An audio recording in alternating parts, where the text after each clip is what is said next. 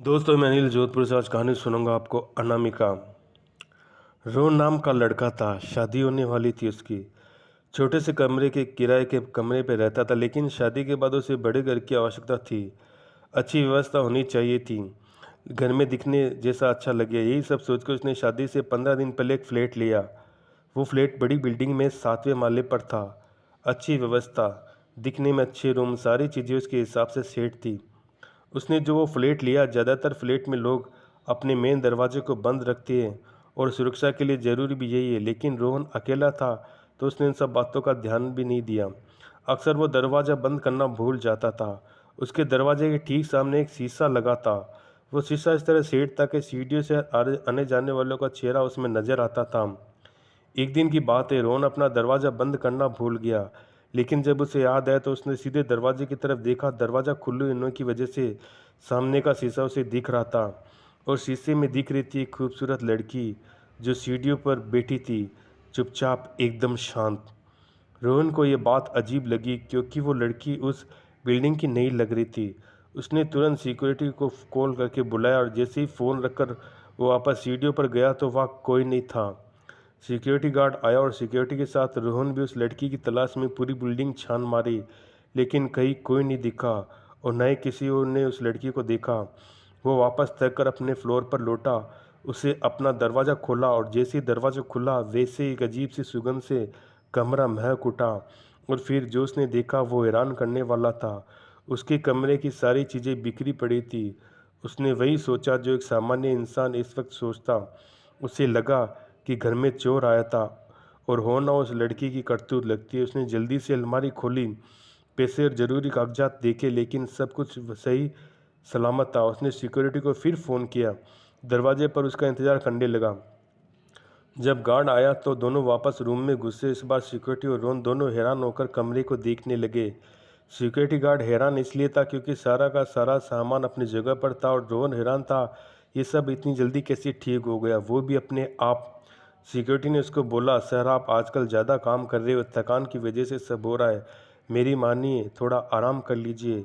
लेकिन रोहन को अपने ऊपर पूरा विश्वास था। उसने जो देखा, जो उसके साथ हुआ, जैसे जैसे वहाँ कई दिन गुजरे, सब सामान्य रूप से चल रहा था। फिर वो दिन भी आया जब जल्दी उसकी शादी हो गई। अनामिका नाम था उस लड़की का। अनामिका सभ्य और सौम्य स्वभाव की थी। दोनों अपनी ज़िंदगी से खुश थे, पर किसे पता था खुशियाँ की कोई गारंटी और वारंटी नहीं होती। रात का समय था। घड़ी में रात के 2 बज रहे थे। सरसा रोहन ने आंखें खोली तो अनामिका उसे बिस्तर पर नजर नहीं आई। वो उठा और दूसरे कमरे में गया। अनामिका वहाँ भी नहीं थी, और वो थोड़ा घबराया कि अचानक दरवाज़ा खुलने की आवाज़ हुई। दरवाजे की तरफ गया तो देखा अनामिका दरवाज़ा खोलकर बाहर जा रही थी। रोहन अन्नू अन्नू चिल्लाता हुआ दरवाजे से बाहर आया तो देखा कि अनामिका सीढ़ियों से नीचे जा रही है। उसने अनामिका को वापस बुलाया, लेकिन उसका कोई जवाब नहीं दिया। अनामिका ने वो भी अनामिका के पीछे जाने लगा। अचानक पीछे से अनामिका का आवाज़ आई। वो पीछे मुड़ा तो देखा कि अनामिका तो दरवाजे पर खड़ी है, और अनामिका उसकी तरफ देखकर ये बोलने लगी, क्या हुआ प्रिय? रोहन, शादी के बाद अब छोड़कर भाग रहे हो? उसके चेहरे पर स्माइल थी। रोहन भी उसके साथ हंस पड़ा। उसने अनामिका कुछ बताया नहीं। वो परेशान होती, शायद यही समझकर वो चुप हो रहा था। दरअसल बात यह थी कि अनामिका उस समय बाथरूम में थी जब रोहन उसे ढूंढ रहा था, लेकिन वो किसी के पीछे सीढ़ियों तक तो आया था, लेकिन वो कौन था जो अनामिका की तरह था? उसने यही बात सोची, फिर सोचता रहा। उसकी रातों की नींद गायब हो गई। जैसे जैसे 4 बजे उसे हल्की नींद आई। जैसे उसने आंखें बंद की, उसे महसूस हुआ कि कोई उसके चेहरे के बेहद करीब लेटा है, इतना करीब कि रोहन को उसकी सांसें महसूस हो रही थी। एक पल को उसने सोचा अनामिका होगी, फिर उसने उसे कुछ याद नहीं आया। याद यह आया कि अनामिका तो दूसरी तरफ उसके पीछे सो रही है, तो फिर ये आगे कौन है? वह बुरी तरह डर गया। उस डर कर उसने आंखें खोली खोली तो चौंक गया। अंधेरा कोना। मेरा नाम राजवीर है। मैं एग्रीकल्चर डिपार्टमेंट में ऑफिसर हूँ। मैं गुजरात के अहमदाबाद का रहने वाला हूँ। ये बात 1999 की है। मेरी ट्रांसफ़र इंदौर में थी, ऑफिस में हुई थी, जहाँ मेरे साथ कुछ अजीब हुआ। मेरी ऑफिस 9वें माले पर थी।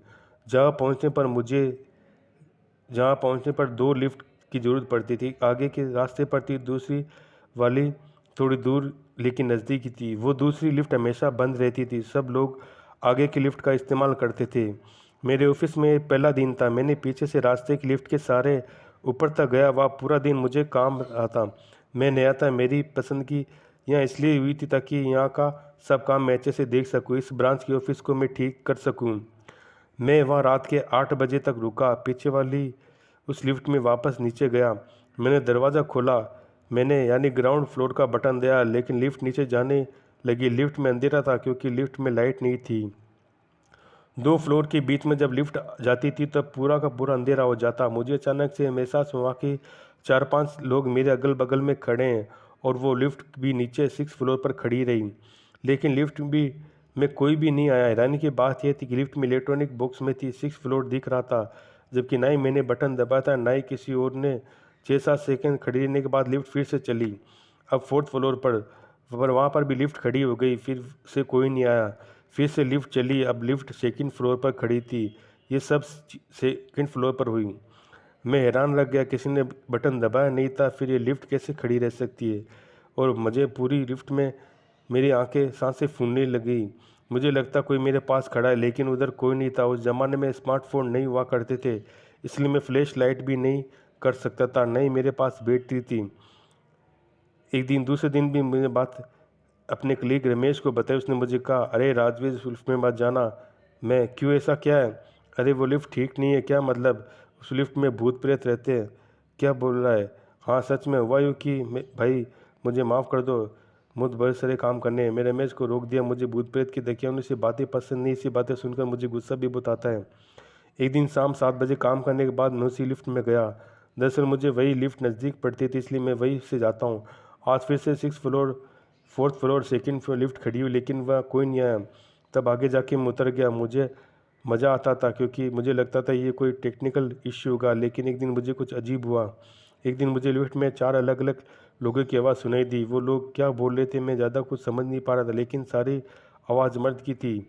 ये तीनों फ्लोर पे लिफ्ट रुकने की बात कर रहे थे। फिर कुछ देर बाद फिर से उस लिफ्ट में नीचे गया। आज लिफ्ट बहुत ही धीमी चल रही थी। आज वो 4 लोगों होने का एहसास भी नहीं हो रहा था। अचानक 7th फ्लोर पर लिफ्ट पहुंची। लिफ्ट का संतुलन बिगड़ गया। लिफ्ट बुरी तेज़ी से टूटकर गिरने लगी। ग्राउंड फ्लोर पर पहुंचकर वह लिफ्ट क्रैश हो गई और मेरी मौत हो गई।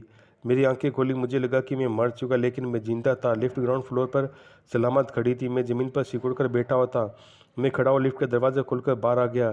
फिर मैं दूसरे दिन रमेश से मिला। उसने मुझसे माफ़ी मांगी और उसे सारी बात बताई। तब उसने कहा, रमेश, वो लिफ्ट आज से 2 साल पहले लगाई गई थी, लेकिन उसका काम ठीक नहीं था, इसलिए 6 महीने बाद एक्सीडेंट हो गया। उस लिफ्ट से 4 लोग थे, जिसमें जॉन, सूरज और विवेक 6th 4th और 2nd फ्लोर पर उन्हें जाना था। लिफ्ट उसी दिन 7:45 क्रैश होगी। वो लोग दूसरी तरफ काम करके वापस घर जा रहे थे और राजू चाय देने आया था।